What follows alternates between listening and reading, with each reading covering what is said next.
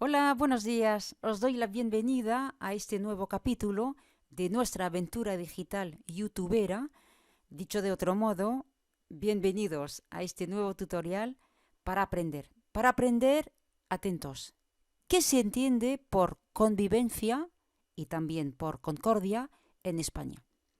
Convivencia es una palabra, un término recurrente en política en España.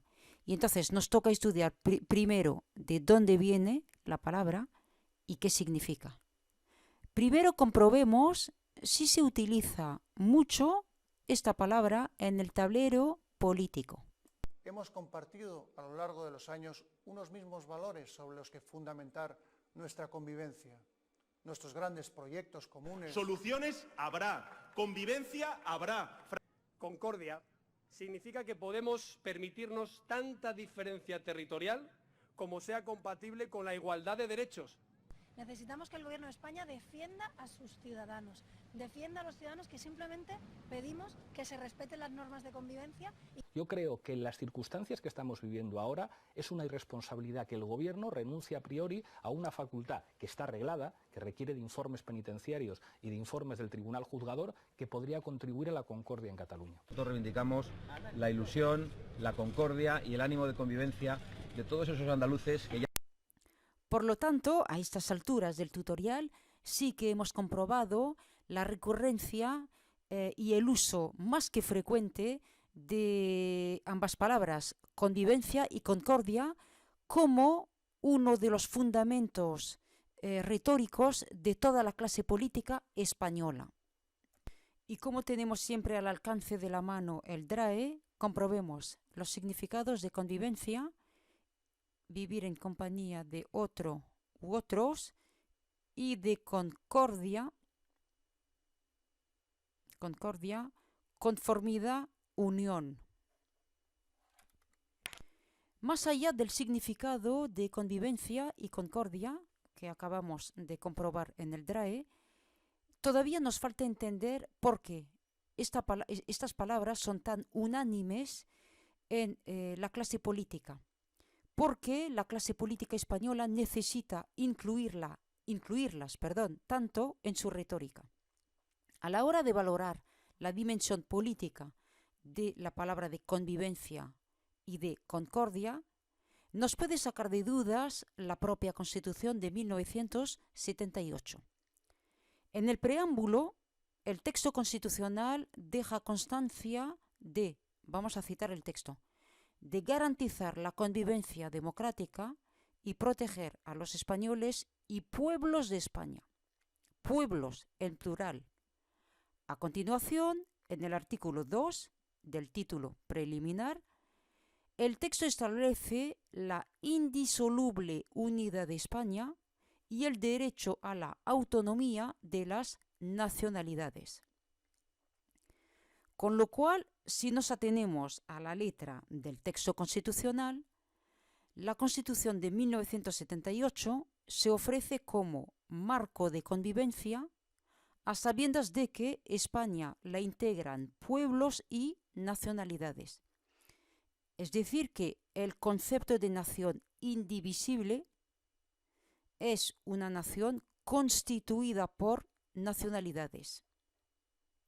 Por lo tanto, partiendo de la existencia de una diversidad cultural, porque la Constitución dice que España se constituye de pueblos y nacionalidades, estamos entendiendo mejor ahora por qué la clase política usa tanto la palabra de convivencia, es decir, la necesaria unidad, la necesaria capacidad a vivir juntos y el necesario consenso, reconociendo, eso sí, la diversidad.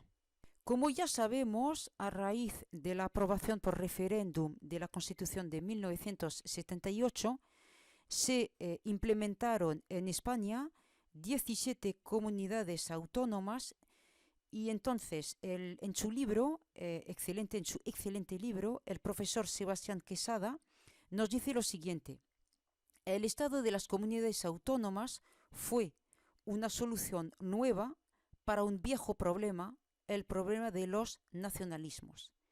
Y sigue diciendo lo siguiente: Con el estado de las comunidades autónomas, España, nación de naciones, o las Españas, en plural, recuperó su verdadero carácter de Estado multinacional, es decir, compuesto por nacionalidades, y de Estado plurilingüe, con el reconocimiento de la diversidad lingüística.